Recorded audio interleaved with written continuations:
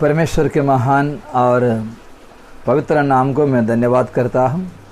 Blessing word में आप सभी को स्वागत करता हूँ। आज और एक बहुमूल्य अवसर हमारे परमेश्वर ने हमको दान दिया है उसके वचन से सुनने के लिए। न्यायों का पुस्तक 6वां अध्याय से कुछ वचन मैं पढ़ना चाहता हूँ। बुक ऑफ जजेस चैप्टर 6 वर्सेस 25 ऑनवर्ड्स, 25 वचन से लेकर। फिर उसी रात को यहोवा ने गिदोन से कहा, अपने पिता का जवान बैल अर्थात दूसरा 7 वर्ष का बैल ले और बाल की जो वेदी तेरे पिता के है उसे गिरा दे, और जो अशेरे देवी उसके पास है उसे काट डाल, और उस दृढ़ स्थान की चोटी पर ठहराई हुई रीति से अपने परमेश्वर यहोवा की एक वेदी बना। तब उस दूसरे बैल को ले और उस अशेरा का लकड़ी जो तू काट डालेगा जलाकर होम बलि चढ़ा। इस वचन के लिए मैं परमेश्वर को धन्यवाद और स्तुति करता हूँ। हम लोग जानते हैं इस्राएली जब परमेश्वर से दूर हुए, यहोशू मरने के बाद इस्राएलियों के लिए कोई एक खास नेता नहीं था। लोग अपने अपने मर्जी से जीवन व्यतीत कर रहे थे। इस कारण वे प्रभु से दूर चले गया। परमेश्वर आत्मिक विषय में हमें अगुवाई देने के लिए दिए हुए लीडर्स के लिए हम प्रभु को धन्यवाद देना चाहिए।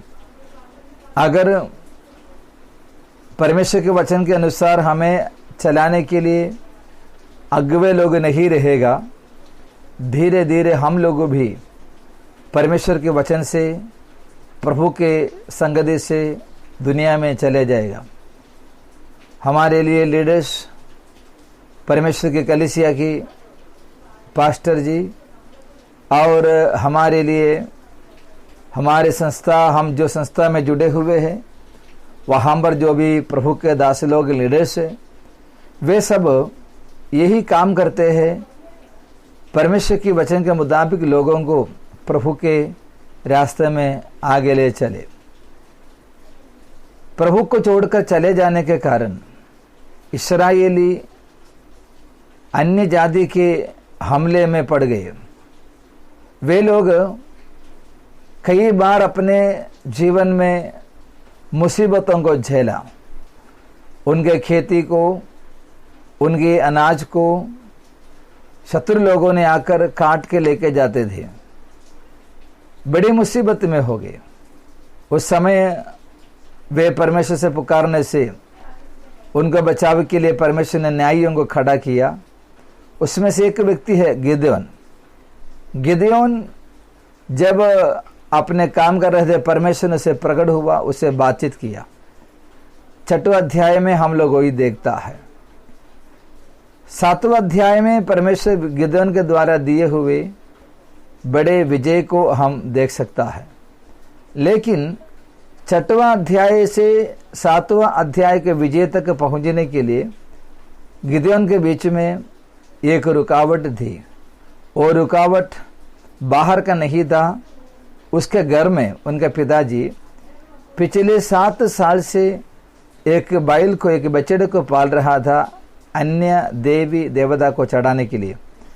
परमेश्वर ने कहा, सबसे पहले उसे काट डाल और तू मेरी आराधना कर, तो मैं तुझे लोगों को चढ़ाने के लिए इस्तेमाल करूंगा।